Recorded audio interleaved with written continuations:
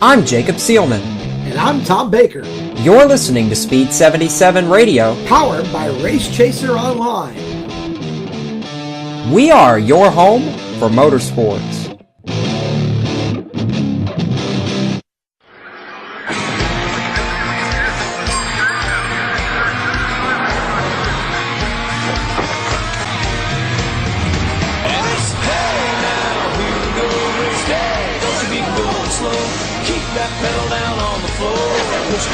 Can't take no more than hair. Since the flag came down, I'll be here to the last lap around. Worked all week, it's time to play. Gonna get a little bit sideways.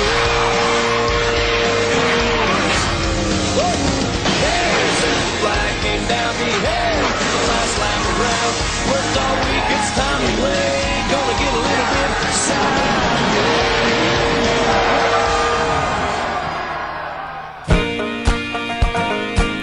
Just when you think it can't get any crazier, then comes Tuesday night. Welcome back, everybody, to Speed77 Radio and Race Chaser Online, and it's time for another edition of Motorsports Madness. Here tonight, we've got NASCAR action, F1 action from Open Wheel Central. We'll talk the NHRA, some Carolina Dirt Track action, and more. And we've got special guest John Hunter Nemechek joining us here in just a few minutes. Tonight on Motorsports Madness, we're glad you're along for the ride.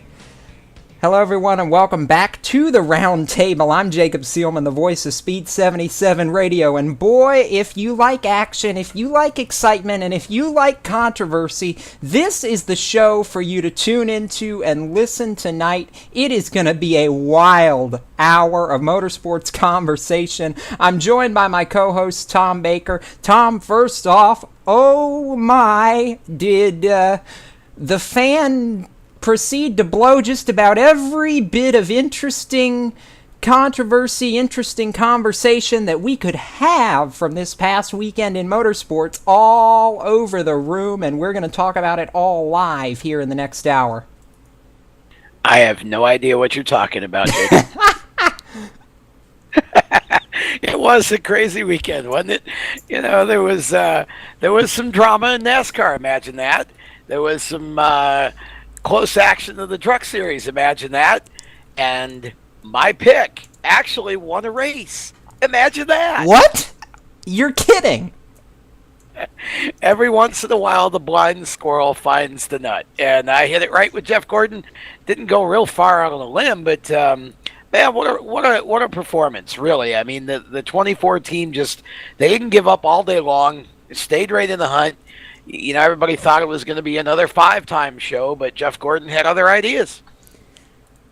Yes, he did, and that's exactly where we're going to start the conversation tonight, is NASCAR at Martinsville. NASCAR's oldest speedway, the only track that's been on the circuit since 1949, when Bill France Sr. first brought the vision to life. And boy, if you want to talk about drivers who are successful at Martinsville and drivers who have some of those grandfather clocks for their houses, their race shops, you name it, you don't have to look much further than two of the guys who finished in the top 5 on Sunday afternoon, and that, of course, was the race winner, as you alluded to, Tom, Jeff Gordon and his teammate Jimmy Johnson, who combined to dominate this race, and between them now have 16 grandfather clocks, but it was Jeff Gordon stealing the show from Matt Kenseth on a late race green flag stretch.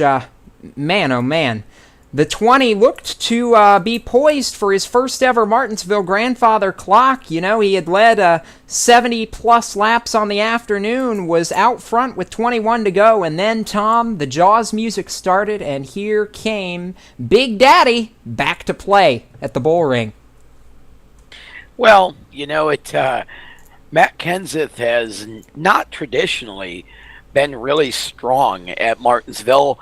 But, of course, he's been strong everywhere this year, it seems like, in the 20 car. And, you know, really had a car that probably could have won the race. But I think I read something earlier where Matt talked about the fact that he felt like he was just a little too hard on the tires last run. And, of course, you know, Jeff's experience and, you know, his determination, too. I mean, I think we've talked about this a couple of times on our show over the last few weeks, that 24 team is a determined bunch. They wanted to prove they could win a race. They wanted to get back to victory lane. Jeff had been so close so many times and hadn't pulled it off. And, this was just one of those tracks. And that's why I said I don't necessarily think this is a lock for JJ. Jeff Gordon's going to have something to say about this, and sure enough, he did. Again, one of those situations where you look at the chase as a whole and you say, well, okay, it's getting down to a few cars now, but nonetheless, the guys that made the chase, any one of them are capable of winning on any given track, any given week this year, it seems like, and Jeff Gordon proved that this was his time. And again, there are tracks coming up that Jeff Gordon runs well at. I wouldn't be surprised to see him get another one. The momentum is a funny thing. Momentum, that is a very funny thing. And of course, we're going to the Texas Motor Speedway this weekend, a track where, as you said, Jeff Gordon has had success before. You've got Homestead, Miami, where Gordon finally got the monkey off his back a year ago by going to victory lane at that racetrack. So everybody that said Jeff Gordon didn't belong in this chase and was ready to write him off as a serious championship contender, hello, think again. Yeah, well, I don't know if I'm quite ready to go there. I really think that, to be honest with you, the chase is starting to get down to a point where you're starting to see these patterns develop here. Not sure Jeff Gordon is a serious threat to win the title, but certainly is on a, he had a good run here and could go to Texas and conceivably win again. Now, if he does that, and some of the other chase contenders have bad days, then certainly he creeps back in. But definitely a good track coming up for him, and it's a track that he knows how to get around. And again, coming off the win at Martinsville, the team's going to be up. They're going to be fired up, excited. They're going to work hard in the pits. That's why I said momentum is a very funny thing. It's a very powerful force, and it just kind of gives you that little bit of extra swagger sometimes. That it does, and you want to talk about momentum. You were mentioning a guy like Matt Kenseth, who, as we've said, has traditionally struggled at some of these racetracks this season, but Kenseth, in that number 20 car, has thrived on the tracks where he's not gone to victory lane this year. Tracks like, say, a Loudon, or tracks that, again, Kenseth traditionally has struggled at, Martinsville being one of them, gets a career best mark, finishes second. I actually had the numbers backwards. Matt Kenseth leading a total of 202 laps on the afternoon. That was more than anybody. Gets 2 extra bonus points and ties Jimmy Johnson atop the standings. This is going to be a barn burner for a championship. My pick from the start of the chase, Kurt Busch, is by far and away out of it at this point. But the two guys who we expected to be in this all the way down to the final lap at Homestead, Miami, Matt Kenseth and Jimmy Johnson, are not going away. No, not at all. And I think that the two of them are largely going to factor in over the next couple of races into which direction this championship goes. Texas is a track where any of them could win based on how they're running this year on tracks similar. And I think that both Jimmy Johnson and Matt Kenseth they're getting to a point now where there really is no cruise control anymore. This is setting itself up to be a last few races here where you're going to have to race hard every lap, and you're going to have to get every point you can, because it's looking like it's going to get down to Homestead and could only be just a few points apart. So this is going to be a really thrilling end to the season here in this series to see who ends up as the champion, and whoever does end up as the champion is going to have earned it.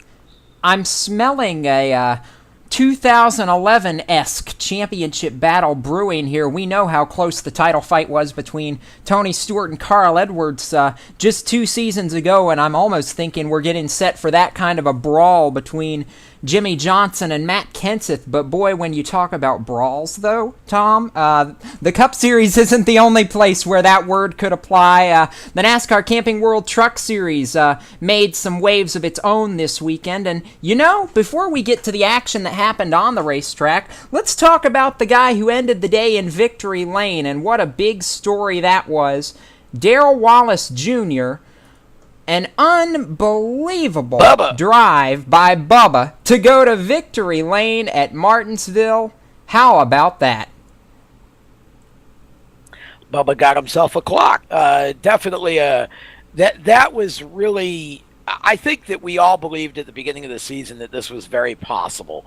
That Darrell Wallace could win a race or races in the Kyle Busch truck. I really think that this was a very important win on a lot of levels. One, it was important, obviously, for Darrell Wallace Jr. because he established himself now as a racer who could win in one of NASCAR's major series. And by doing so, he also made history as only the second African-American driver, second black driver to win a race in NASCAR's major series, and Wendell Scott. But I think most importantly, it established the fact that he belongs where he is, and I think that's going to be very important when it comes down to looking at plans for 2014 and what he's going to do and which series he's going to be in. I would assume that he would focus again mostly on the truck series, but wouldn't be surprised to see him run some nationwide races. Whatever the plan works out to be. But I think that was a very, very important victory and a good win for Darrell Wallace Jr. It was good to see him get to victory lane. It was a great win for Kyle Busch and his team, and just a really momentous win for NASCAR in general. That was definitely a milestone moment for sure. That it was, coming 50 years after that victory by Wendell Scott in the Sprint Cup Series. 50 years later, the magic strikes again. In Wendell Scott's backyard, no less, at Martinsville Speedway. Darrell Wallace Jr. That's right. Making his little bit of history. Now, I used the word brawl. Let's get to the action that happened on the racetrack in the closing laps, Tom. And you and I have been slightly outspoken about this one. I'll say this and you can take it away. Ty Dillon versus Kevin Harvick. Well, I don't know if you'd call it a brawl. It was more like a war of words, and it was pretty one-sided. You had a brawl. I guess it was a brawl on the track. I mean, look, Ty Dillon's running for a championship. That's the first thing we have to keep in mind here, is that Ty Dillon is racing for a championship. Kevin Harvick is not. So, Ty Dillon, I'm not going to debate the crash. Everybody has their own opinions, and it's whatever you think. Ty Dillon was over-aggressive. Kevin Harvick came down. Both of them were wrong. Both of them were right. It doesn't matter. The crash is one issue. At the end of the day, Kevin Harvick gave him absolutely no room. And again, end of the race, Ty Dillon's running for a championship. When Kevin Harvick decided to stop, basically, and put his brakes on, then Matt Crafton ended up getting involved, getting into the back of Ty Dillon, which is what really finished off Kevin Harvick. So, Matt Crafton didn't want to be involved in that, and Kevin Harvick didn't need to be involved in it, other than, if he'd have just given room, to Ty Dillon and respected the fact that Ty was running for a championship, then, none of that would have happened. But everybody has their own thought on that, and I'm not saying I'm right. Here's what I am going to say, though. Kevin Harvick gets out of the truck, and we all know, I don't think any of us are surprised when Kevin Harvick says something that's controversial, because practically every time Kevin Harvick's involved in any kind of an incident, first of all, I've never heard him ever admit that anything was his fault, ever. But, so I wasn't surprised that he was mad at Ty, and he might have had good reason to be mad at Ty for the wreck. But here's what blew my mind, Jacob, and that is this. Kevin Harvick basically verbally flipped Richard Childress the finger. Kevin Harvick's remarks, the tone of the remarks. This is why I'm leaving the company, because these kids are fed with a spoon. Well, that just in any context, that remark and that tone was completely unacceptable. He was talking about the team that plucked him out of California and brought him into Cup, that literally made his NASCAR career for him so that he could then, be free to go over to Stewart Haas and play there next year. Look, I know he was mad. Here's my problem. I also understand how the mind generally works, and that is when you get mad, your filter's off, and so you say what you really think. I know the next day Kevin Harvick tweeted and said he wished he hadn't said it, but I think that's the problem. I wish I hadn't said it. I don't know that means he doesn't believe it. He just wishes he hadn't said it. Those are the sorts of things that went through my mind, is how could you say this about the guy who literally made you as a NASCAR racer? But then I got to thinking, Jacob, and here's the scenario.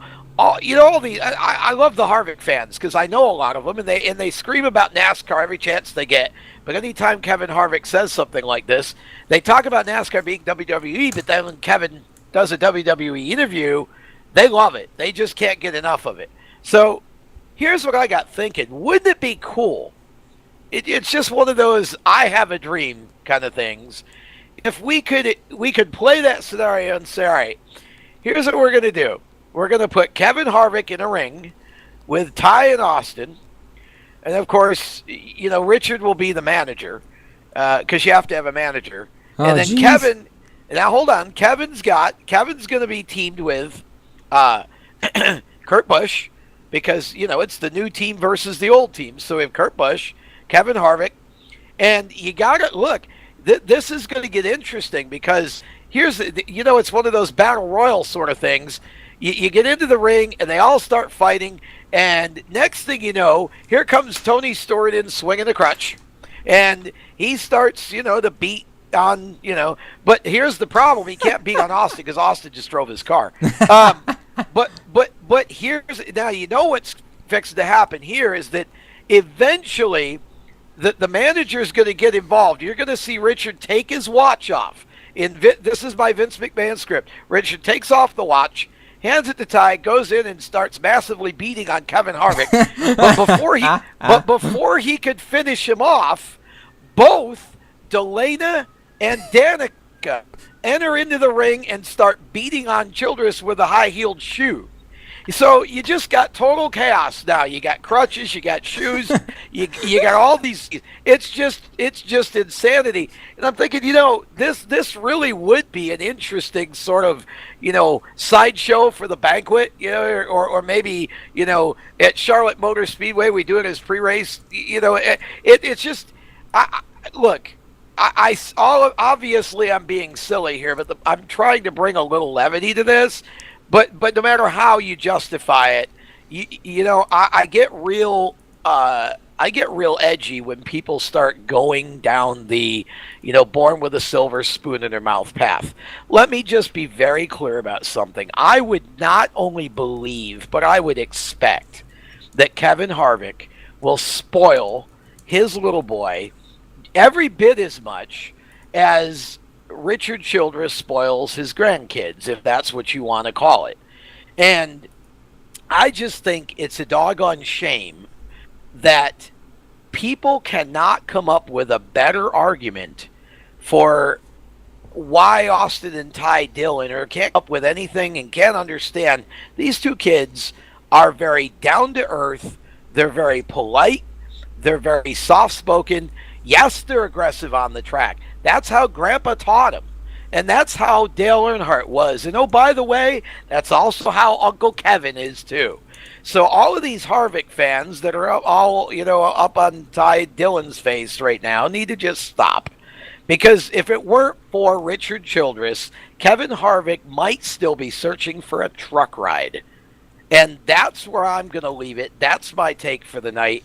We just need to realize the Dillon boys have earned what they have, and they have a right to what they have because it is their birthright, and they're going to be around for a while. We need to get to know them and learn to understand who and how they are. And we need to stop acting as though every time Kevin Harvick opens his mouth, it's this great truth, because in reality, most of the time, it's something that he regrets later. Bad idea on Kevin Harvick's part Saturday. Disgusting, in fact. And I know there was some really hurt feelings on Richard Childress's part as well. And I wondered right up until race time on Sunday if Harvick was even going to get back in that car. And, but Richard did. And, cooler heads prevailed. I just hope that Kevin learns from this and learns to just think before he speaks. Because pretty sad, I thought. And that it was. And I just have to say, the whole descriptive bit right there was beautiful. That's going to go down in history as one of the most interesting moments we've had on this show all season, I can guarantee you. And for this moment, though, we're going to take a break here on Motorsports Madness, but when we come back, we're going to continue talking a little bit of Camping World Truck Series action with one of the drivers that competed in Saturday afternoon's 200 lapper at Martinsville Speedway, John Hunter Nemechek, who made his Camping World Truck Series debut and had a respectable drive going. We'll talk to him coming up next. You're listening to Speed77 Radio, powered by Race Chaser Online. We are your home for motorsports. This season, Jimmy Johnson knows that there's nothing more painful than losing. Not running out of fuel on the last lap. Not getting hit in the ear with a frisbee while jogging through the infield. Not getting a paper cut, then making fresh squeezed lemonade. Losing is even more painful than rescuing a baby porcupine from a thorn bush, raising it as your own, then releasing it back into the wild. Goodbye, Prickle Bear. Jimmy Johnson knows that if losing didn't hurt, winning wouldn't feel so good. If I had a nickel. If I had a nickel? If I had a nickel for every time I wish my car had a horn. If I had a nickel for every time. For every lucky charm I have brought to the racetrack. If I had a nickel for every wardrobe change I had to make. Man, if I had a nickel. If I had a nickel for every time I Coulda, woulda, shoulda. If you had a Sunoco Rewards credit card, you'd get a nickel for every gallon you pump. Go Sunoco. All I wanted to do was just pick up a guitar and sing praise songs. From IamSecond.com. Well, when I got to 17, I was playing in after-hours bars, just in a bunch of trouble. Grammy Award winner Michael W. Smith. Smoking that first joint and feeling so guilty about it.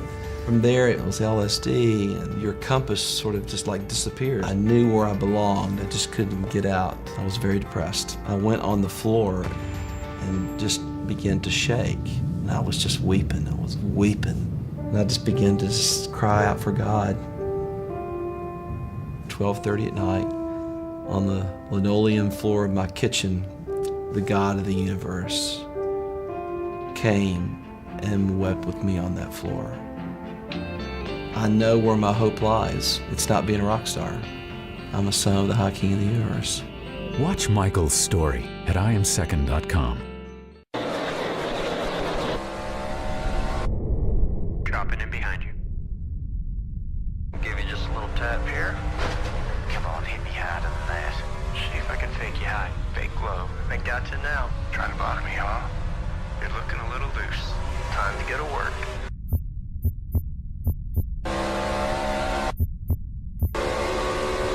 See ya. Nighty-night.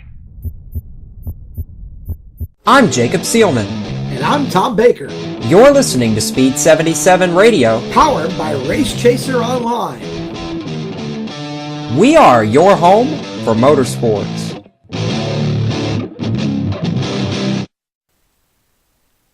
Welcome back to Speed77 Radio, powered by Race Chaser Online. We're back with tonight's edition of Motorsports Madness.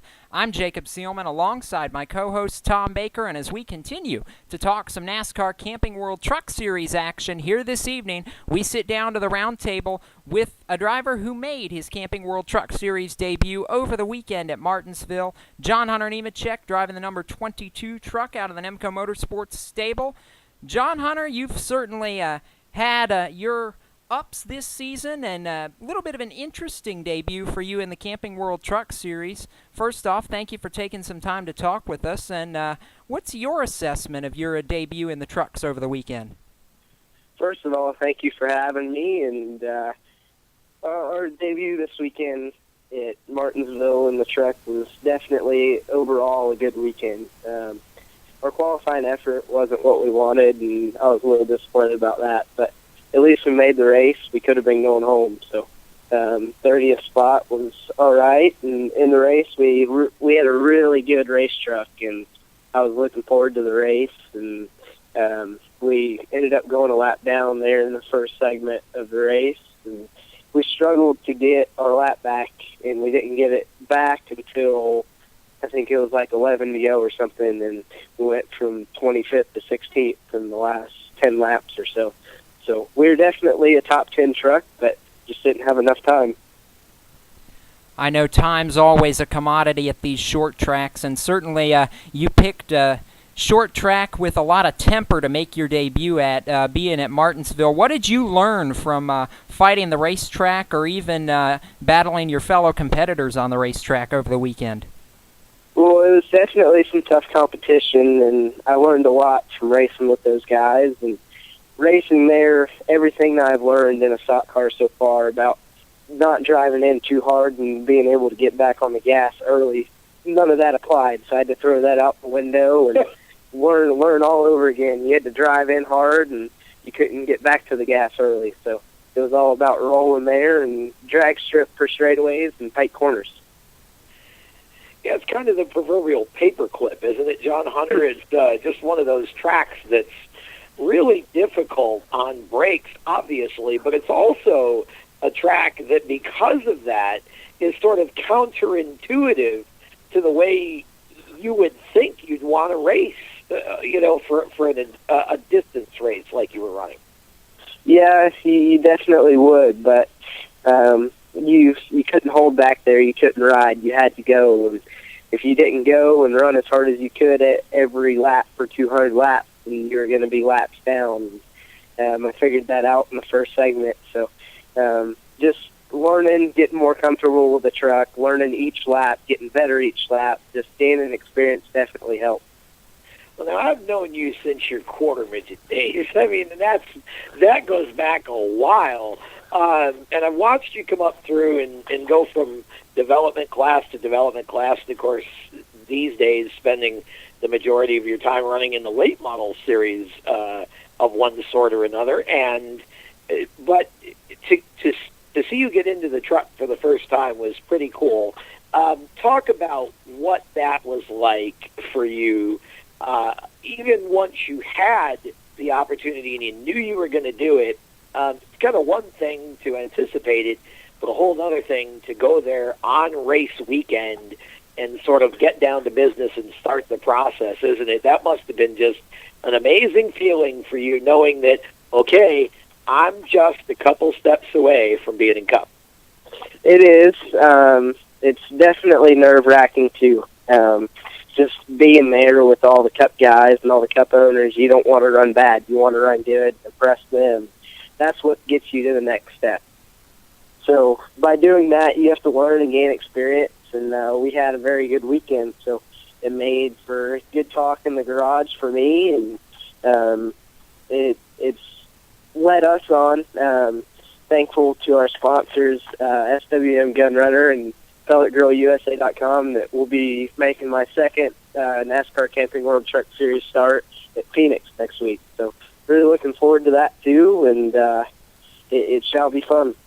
Well, now there's some good news. That's fantastic news, and thanks for cluing us all in on that. That's going to be a lot of fun to watch you run Phoenix again.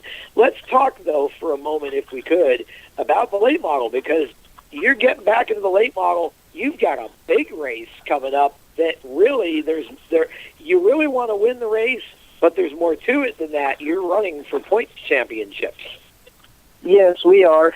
We actually have won one championship this year in the late model, and that was the Miller Lite Series Track Championship at Mobile International Speedway a few weeks ago.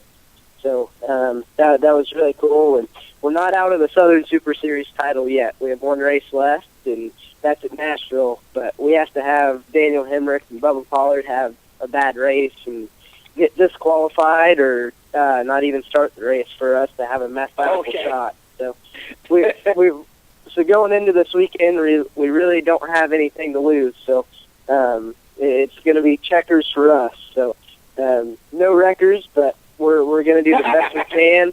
We're going to do the best we can to get up in the front and lead, and hopefully the picture will get us off pit road pretty quick. And we're definitely going for that win this weekend.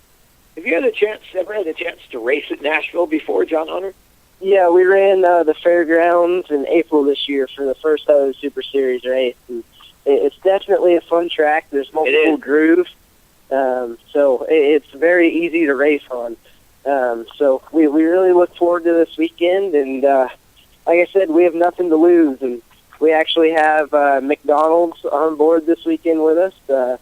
Thanks to Larry and Linda for all their support they do for us in Nashville, and it shall be a good weekend. Have a sponsor on board that was there with us for the first race, and hopefully we can get our first win with them.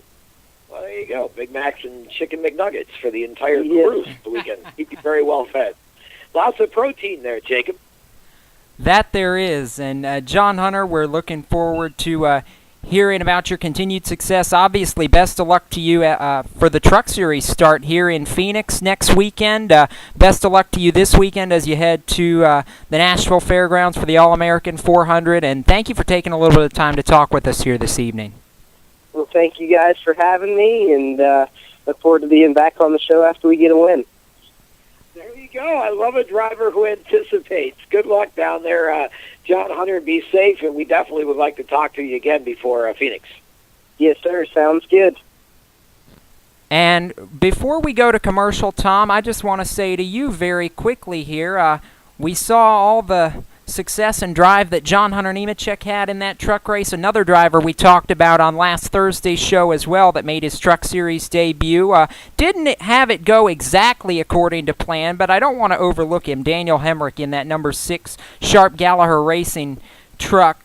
Daniel battled some problems with that truck, ended up finishing a number of laps down, but he showed the speed all weekend. Top 5, top 6 numbers in practice. Both sessions qualified it in the top 15.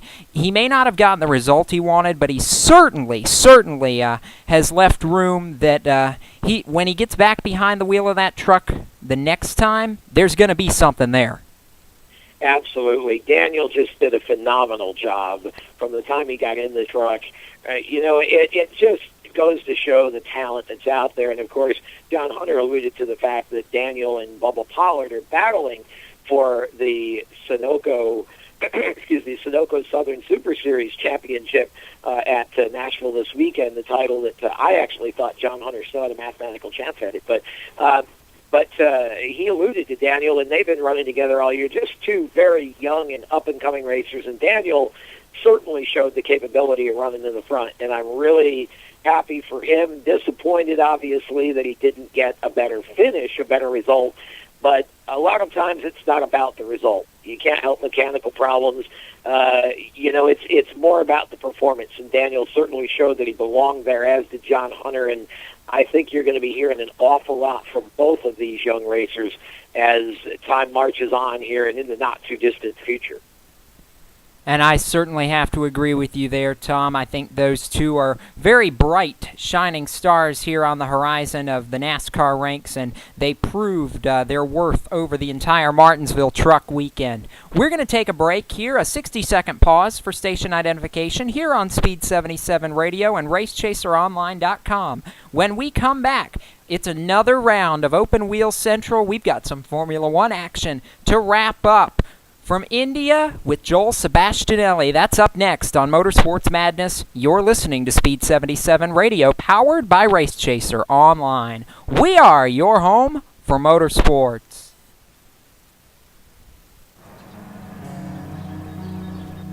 I knew some people would question it. I knew some people wouldn't approve. It's not just a number. It's a symbol for a great man who did great things. I don't want to erase that. I want to add to it, and I want to make my own name. I knew it wouldn't be easy, and that's why I wanted it. Austin Dillon with a checkered flag. I'm Jacob Seelman. And I'm Tom Baker. You're listening to Speed77 Radio, powered by Race Chaser Online. We are your home for motorsports.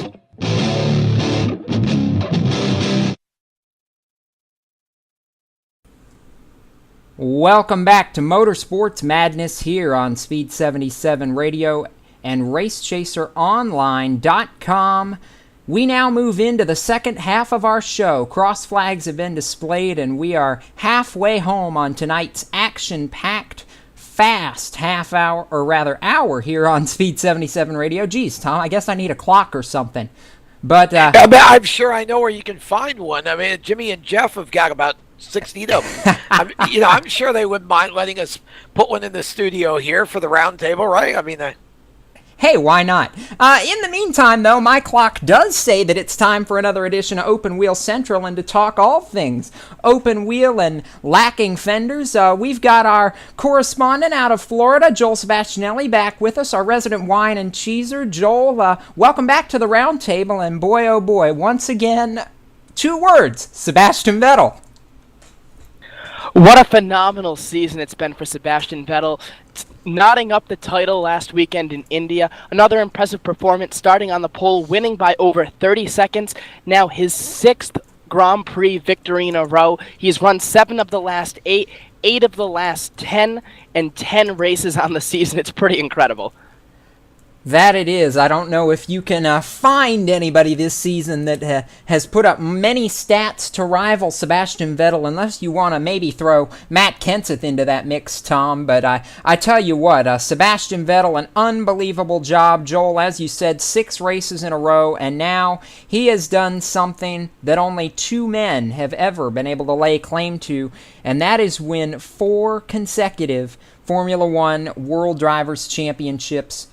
And all this being the youngest quadruple world champion in history, the young German just continues to rewrite the record books week in and week out. Yeah. Yes, he's by far the youngest, and I think that's the thing that's most impressive about everything Sebastian Vettel has done. When you look at somebody like Schumacher, he has a few years on Schumacher, and in a sport in particular where, unlike in a stock car, it's very difficult with the toll it takes on your body to have a really long stay in open wheel racing that goes very long into your late 30s. It's very difficult. So for him to have won these titles and be locked in with such a powerful team early on in his career, the sky is the limit, and it really wouldn't surprise me if we talk about him in the likes of Senna and Schumacher for being some of the most dominant drivers of all time. I think he is going to put up Schumacher numbers sooner or later. Well, I think he's already on his way to that. I mean, I think that's almost a foregone conclusion that unless something really goes wrong over at Red Bull, that this is going to be the Sebastian Vettel benefit series for the next few years to come. I just don't see anybody being able to put up numbers even close, and I certainly don't see him slowing down any. I mean, really, Joel, do you? No, not at all. Not on track or otherwise. He's just 26 years of age, won't even be 27 until July of next year. He's got plenty of time ahead of him. He is the guy at Red Bull, with Adrian Newey not going anywhere and nobody else on Red Bull going anywhere. He is going to be the man to be in Formula One for quite a while. Fernando Alonso's getting a little bit older. Kimi Räikkönen is as well. They will be powerful at Ferrari, but I don't see anybody stopping Red Bull and Vettel for quite a while.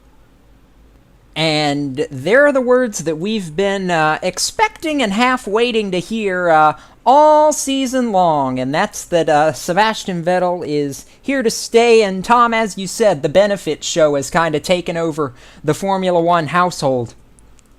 Yeah, it really has. I mean, and look, I mean, I'm going to resist the urge here to just needle Joel for the sake of pushing his buttons tonight. But in all truth, I mean, Sebastian's having a great season. You can't detract from it.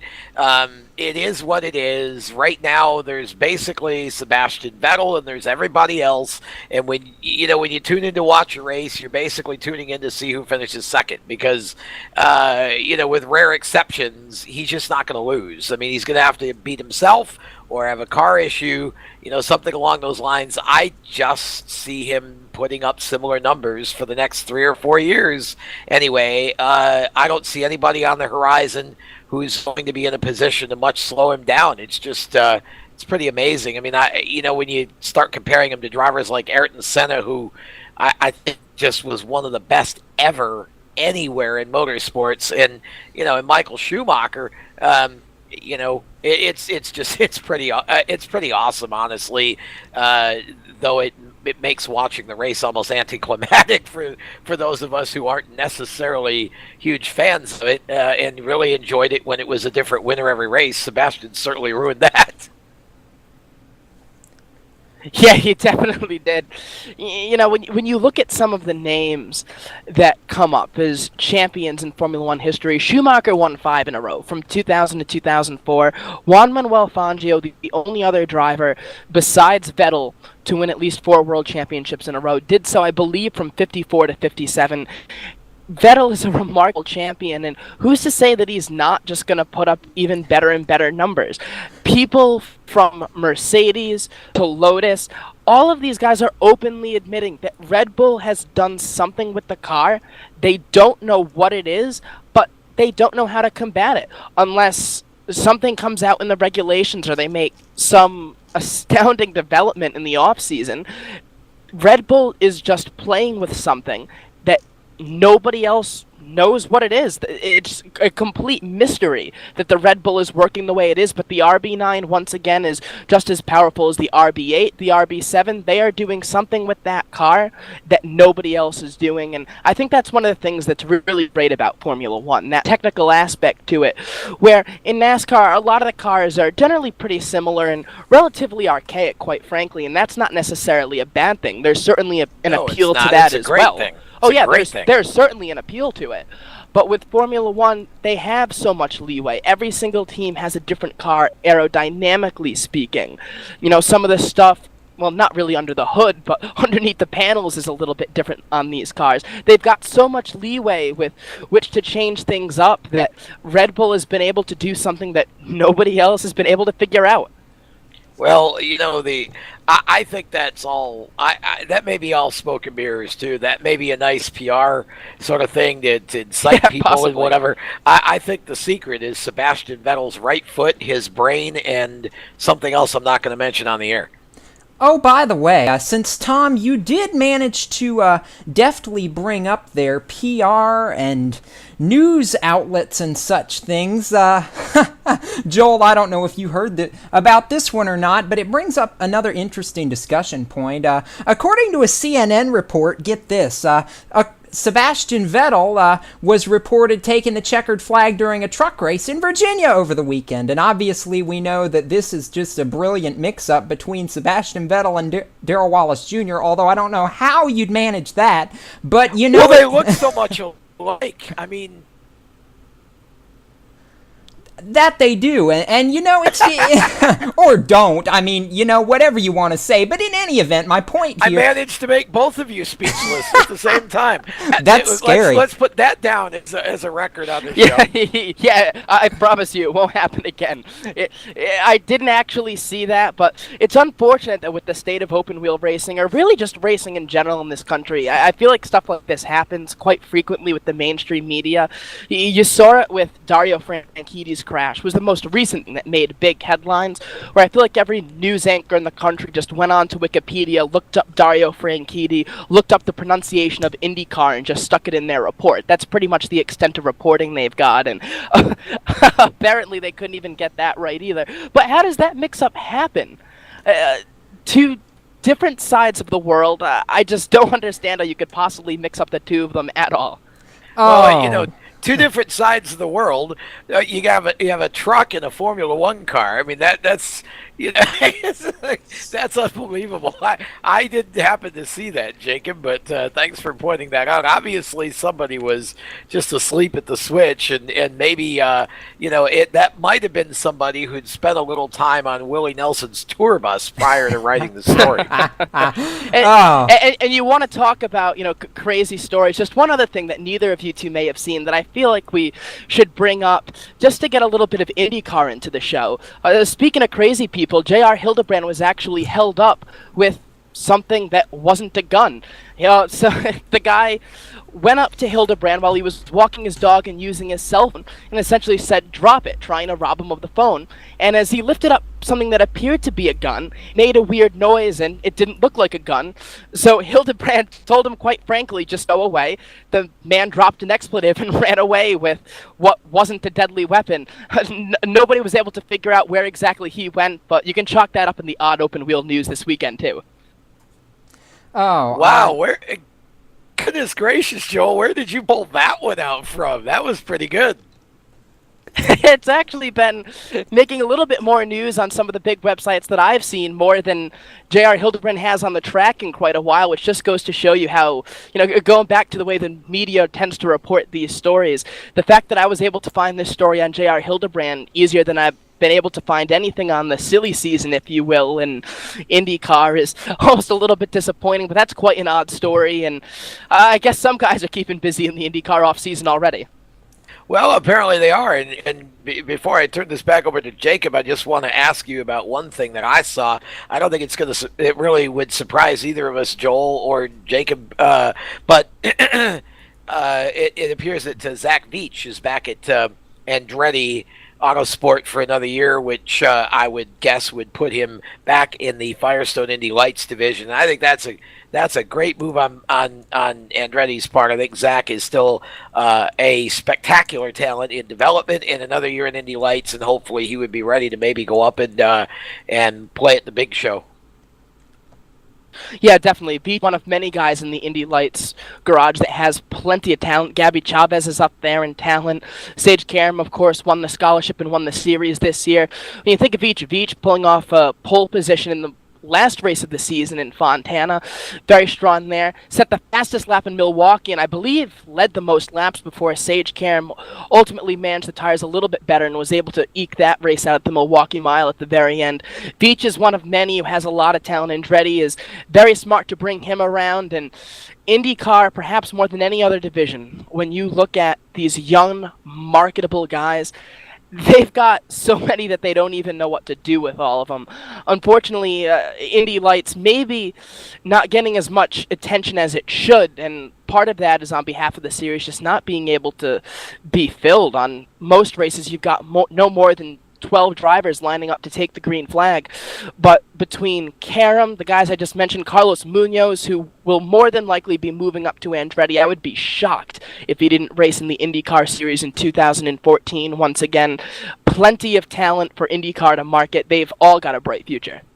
Yeah, I think so too. And speaking of Karam, okay, so what happens with Sage, do you think? I mean, I think Sage is AJ Foyt's kind of driver. I think that would be really interesting. I don't know where he fits into the puzzle at this point, unless you bring him back again to Indy Lights with the same team he's with, but he's already won the championship. What do you think? Do you think he goes up to the big series, or do you think he stays in Indy Lights another year, or what do we do? I just don't think there's nearly enough seats out there for people to pass up on talent like Simona Di Silvestro, EJ Vizo, Oriol Servia, Tagliani, Mike Conway, J.R. Hildebrand, Ryan Briscoe. The list goes on and on. There are proven guys that will more than likely get the seat and bring a lot more money, even though Sage Karam has that scholarship. I think it would benefit a guy like Sage, too, to stay in Indy Lights for one more season, just because as strong as he looked and as much car control as he has, he would only be 19 by the time St. Petersburg rolls around. And while I'm sure people like Sage and Zach Veach would be quick to tell you that age is just a number, there's something to be said for in-car experience, and the jump is so high from going from Indy Lights to IndyCar that I don't think a driver can be hurt by making the move too late. but a driver's progress can be hindered, especially their competence, if they move too early. So I think it's better to keep Karam there for one more year to develop just a little bit more in Indy Lights, and then we'll see what the open wheel landscape looks like moving into 2015. I'd love to see it. I think I agree with you, and I don't know about Sage, but I've spent enough time in conversation with Zach to know that Zach would agree with that statement. That it's definitely not a bad thing to be to kind of be king for another year, so to speak, and staying where you are and developing, and I think both of them are extraordinary talents with very different approaches and styles. And I think, as you said, you got Chavez and just a bunch of other guys. I think Munoz is the one guy that's got to come out and go up to IndyCar with Andretti. In terms of the Foyt seat, if you had to bet right now, and you could narrow it down to a couple, I mean, we obviously think that there is going to be an open seat. So who fills it? I'm not willing to write off Takuma Sato just yet, mainly because the doors are just so completely on opposite sides. There are the people who tell you there is no way Sato is coming back, and then there are other people in media who say absolutely AJ Foyt is going to stick with this guy and leave him around. I just don't know what to think there. I have a hunch it's still going to be Connor Daly. Daly has spent a lot of time around that AJ Foyt Enterprises machine, raced with AJ for the Indianapolis 500, and I don't think that Connor Daly sees too many doors opening overseas in Formula One. There's not going to be a seat that opens up, and even though he's a young guy and still has plenty of years of development to go if he was going to jump to Formula One, I think maybe he sees the window of opportunity getting lower and lower, especially since the sponsorship money just isn't there, which with guys like Daniil Kvyat moving up, Sergei Sorokin, guys with huge money just burning a hole in their pocket and in their investors' pockets, I don't see Connor Daly ever driving in Formula One. I think he will end up moving to IndyCar at some point, and if he wants to make that move right now, there's no better place to do it than with AJ Foyt. I would agree. Connor Daly, Joel's number one pick, Jacob. I tend to agree with that. And you know what's great, and this is really why I'm glad we keep Joel around, he actually can pronounce Russian names. I know, isn't it wonderful? And, Joel, I do want to end this on a bit of a lighthearted note. We were discussing the whole CNN mix-up a few minutes ago, and it got me to thinking while you and Tom were talking, how interesting would it be to see Sebastian Vettel in something with fenders? Not particularly. I knew Joel was going to say that. I just don't see the appeal in it. And, as much as I'm an open-wheel guy more than anything else, let's not write off NASCAR as being this easy thing either. Kimi Räikkönen tried it, and racing in the Truck Series, it absolutely broke Kimi down. Kimi wants nothing to do with American motorsports after his time over here. So, two totally different disciplines, but I think we should keep Sebastian Vettel on the right side of the pond where he belongs. I don't think you're going to have to worry much about that. Red Bull's not in NASCAR anymore, and I don't think Sebastian's going to leave that. He couldn't possibly make as much money in NASCAR as he's making right now in F1. He's not going anywhere. No, and for years, the highest paid drivers, not just in motorsports, but some of the highest paid athletes, Schumacher, Alonso, Vettel's moving up there, Lewis Hamilton, these guys are all in the top 15, 20 for highest paid athletes in the entire world. So there's so much money to be made in Formula One that unless you're really all about trying new things, I just don't know why anybody would move from there to try and conquer NASCAR. It just doesn't make all that much sense to me. We certainly won't see Sebastian Vettel, but the most NASCAR-esque thing we've ever seen from Sebastian Vettel, hats off to Sebastian for breaking some of the FIA rules, not pulling right into the box, and doing donuts on the front stretch, doing a little bit of the Elio Castroneves cage climb in front of the Indian fans. That's what auto racing should be about. Let's not forget that it's a spectacle for fans too, and the spectators want something to spectate, not just guys going around in a circle, or well, not necessarily a circle, but guys going from one end of the track to the other, and then going into the press conference room where they read from a script of automated responses given to them by the FIA. We want personality. We want people to do what Vettel did and what Formula One drivers get criticized for not doing enough, showing that emotion. And in the span of about 10 minutes, we saw Sebastian Vettel moved from joy and laughter to tears of disbelief. He is accomplishing everything that he has ever wanted to do in an open wheel car. And one of the most beautiful things about sports is that they allow grown men to behave like children. We saw that in Sebastian Vettel, and regardless of who you root for in Formula One, it was hard not to feel so happy for Sebastian and everything him and Red Bull Racing have accomplished. Oh, but they're getting dirt. He gets dirt all over the tea and crumpet. Come on now. Hey, it's all just burnt rubber. He wasn't tearing up the grass, or else I'm sure Bernie Ecclestone wouldn't want upset about it. You're right, too. It is a sport that allows grown men to act like Sebastian Vettel and Kevin Harvick. There, we cleared that up. Different ways, still acting like kids. Come on. It was that was an absolutely, yeah, I couldn't believe they fined him for that. That just goes to show how out of touch with reality the people that those people are. It's like, come on, let these guys show some emotion. Vettel, that was great seeing that, and if that's what you saw more of, you get more people from America interested in this thing. Except for perhaps Kimi Räikkönen. I have a feeling that Kimi would just pull right into his spot and still give the same monotone interview. And, he always acts like he's been there before. Poor Kimi, you never know whether he's happy, sad, livid. You never have any idea. He's just so stoic. They call him the Iceman for more than one reason, and it certainly goes to describe his emotions, too. Yeah, and some people are just like that. But, a guy like Vettel shouldn't be stifled for celebrating. It was great. I can't believe that I saw that story, and I read it twice just to make sure I wasn't reading The Onion or something, as if they were making fun of or parodying something. And I said, man, this is legit. I just said, wow, that is the most ridiculous thing ever.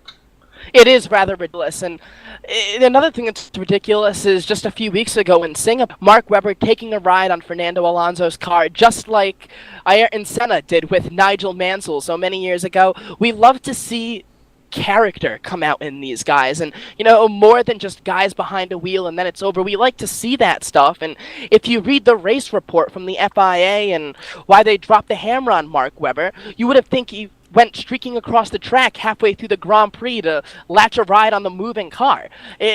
Just such an overreaction from the FIA. They really need to loosen the collars just a little bit. Not quite to the NASCAR level where you take off the Oxford button down and throw on a t-shirt, but at least loosen the tie a little bit and drop that top button.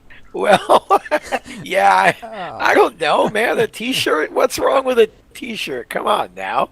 Nothing. To each his own. And on that note, Jacob says it's time to stop. We gotta take a commercial now.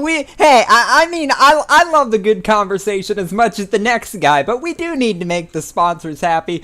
We gotta take our final commercial break, and believe it or not, we've had so much riveting conversation in the last 20 minutes that when we come back, we're going to throw a green-white checkered into the mix. It's a little bit of overtime. We'll be back with more Motorsports Madness right after this. Joel, thank you for taking some time to talk with us, and we wish you all the best, and we look forward to seeing you back here on the show again soon.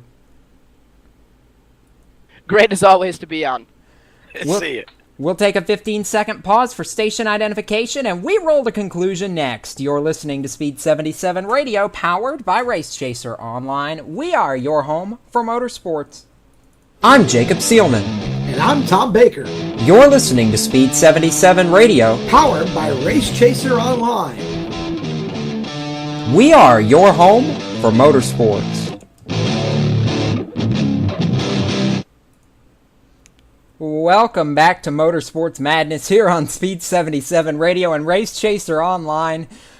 We roll to conclusion right now. The final segment of our show going to go a little bit over time, but that's what happens when you have fun live on the air here. Joined at the round table by my co-host Tom Baker, and as we wrap up this weekend in motorsports and get ready to look ahead to next weekend, Tom, we would be remiss if we did not look at Las Vegas from over the weekend, and this is about the time that I wish we could have DJ on to do his celebratory cheer with us that we're talking about the West Coast again. But the NHRA Toyota Nationals in action from the drag strip in Las Vegas over the weekend. And Tom, if I throw out NHRA drag racing, what's the first name that comes to mind always? Courtney. Okay, maybe the first family, but no, you just had to play smart. That's right. John Force, of course. It's Force.